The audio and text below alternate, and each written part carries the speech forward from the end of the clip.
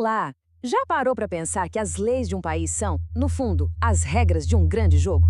Pois é, hoje a gente vai mergulhar no Manual de Instruções do Direito Penal Brasileiro para entender duas coisas que são a base de tudo: quando uma regra começa a valer e em que parte do tabuleiro ela se aplica. A grande questão que está no centro de qualquer discussão sobre direito penal é exatamente essa. Afinal, quando e onde uma lei realmente tem poder? Para decifrar isso de um jeito fácil, a gente vai usar uma analogia que, olha, vai clarear tudo.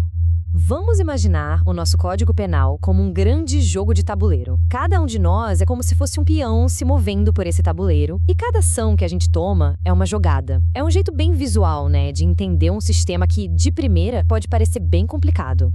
E claro, como em qualquer jogo que se preze, antes de sair movendo as peças, a gente precisa saber duas coisas essenciais. Primeiro, qual é o livro de regras, que vai nos dizer quando uma regra vale. E segundo, como é o tabuleiro, que define onde essas regras todas se aplicam. Então, bora começar pelo livro de regras, ou como o direito chama, a lei penal no tempo. É isso que vai definir qual versão das regras se aplica a cada jogada que a gente faz no jogo da vida. E a regra número 1, que é talvez a mais importante de todas, é o princípio da anterioridade.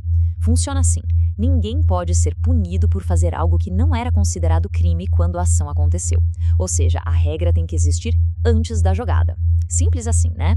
Certo, mas a vida não é estática, e as leis também não são. Aí vem a pergunta: e se no meio do jogo os criadores decidem mudar uma regra? O que acontece com aquelas jogadas que já foram feitas sob o regulamento antigo? E aqui, olha só, entra uma das regras de ouro do jogo para garantir que ele seja justo. Se uma nova regra beneficia o jogador, algo que os juristas chamam de lei in melius, ou para melhor, ela volta no tempo, ela retroage e se aplica a jogadas antigas. Agora o contrário, jamais. Se a regra nova prejudica o jogador, ela só vale daqui para frente. Isso protege quem jogou seguindo as regras que conhecia. E tem um caso ainda mais extremo. E se uma regra é simplesmente apagada do livro? Isso é o que a gente chama de abolitio criminis. É como se o árbitro do jogo dissesse: aquela falta não existe mais. Automaticamente, todas as punições, passadas e presentes, ligadas àquela regra, deixam de existir. Ah, e existem também as regras de evento especial, que são as leis temporárias. Pensa na lei da Copa, por exemplo. Elas são criadas para uma situação específica e já nascem com prazo de validade. O ponto-chave aqui é que, mesmo depois que o evento acaba, essas regras continuam valendo para os atos praticados durante a vigência delas. O nome disso é ultraatividade. Beleza, mas para definir quando exatamente a jogada aconteceu, qual momento é o que conta, o Brasil adota a chamada teoria da atividade. O que vale é o momento da ação ou da omissão, sabe? O instante em que o peão foi movido. Por exemplo, se alguém atira numa pessoa hoje, mas a vítima só morre daqui a uma semana, o tempo do crime é hoje. O resultado lá na frente não muda o quando. Mas, como todo bom jogo, sempre tem uma exceção para deixar as coisas mais interessantes. Para crimes que se arrastam no tempo, como um sequestro que dura vários dias, a regra muda. A súmula 711 do Supremo diz que a lei que vai valer é a que está em vigor quando a ação finalmente termina. Então, se no meio do sequestro a lei fica mais dura, é essa lei mais severa que vai ser aplicada, porque o crime continuou acontecendo sob a nova regra. Ok, acho que a gente já entendeu o livro de regras do tempo. Agora vamos para a segunda parte, o tabuleiro. Onde exatamente as regras do nosso jogo brasileiro se aplicam? Vamos dar uma olhada nisso.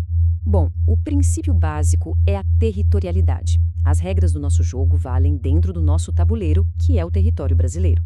Isso inclui não só a terra firme, mas também uma faixa do mar e, olha que curioso, aeronaves e navios públicos brasileiros, não importa em que lugar do mundo eles estejam. Ah, e um detalhe importante para quebrar o mito: embaixada estrangeira no Brasil não é território estrangeiro, tá? Ela está em solo brasileiro, mas tem uma proteção especial chamada imunidade diplomática, que é outra história.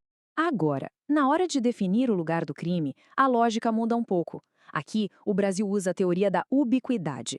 Pensa assim: se um crime começa no Brasil, mas o resultado dele acontece lá na Argentina, para nossa lei o crime é considerado como se tivesse ocorrido nos dois lugares. Tanto o local da ação quanto do resultado entram no nosso tabuleiro. E essa tabela aqui resume tudo de um jeito bem claro.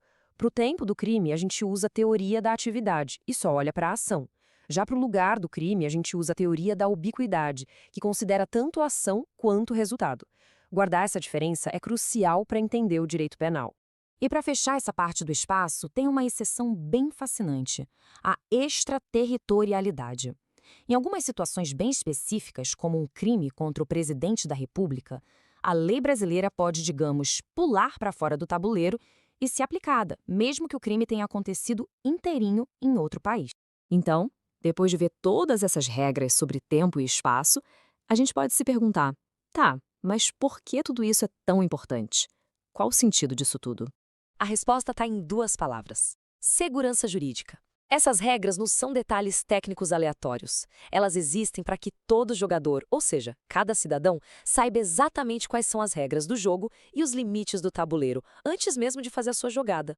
No fim das contas, é tudo sobre isso: ter um sistema que seja previsível e justo. Saber qual lei se aplica e onde ela se aplica protege as pessoas de decisões arbitrárias e garante que o jogo seja, de fato, o mesmo para todo mundo.